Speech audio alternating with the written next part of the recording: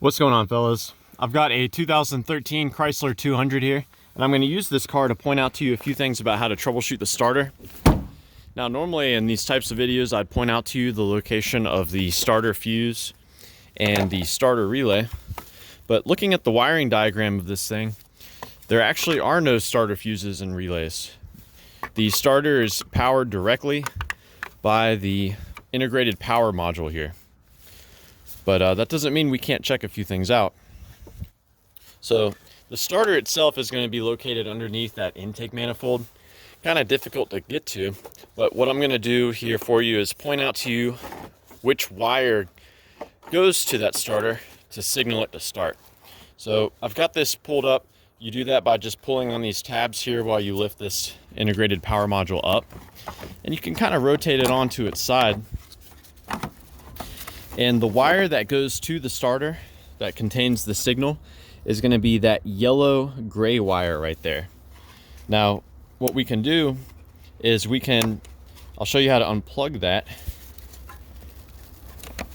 And if you have a wire, you can apply battery voltage directly to that terminal there, and the starter should turn over. I'm going to go ahead and disconnect it here. Now, of course, the vehicle won't run like this, but got it disconnected. That's the wire that sends the signal to the starter to turn over when you turn the key to the start position. So if you apply battery voltage to that pin and the starter and the battery are in good shape, then this engine should turn over.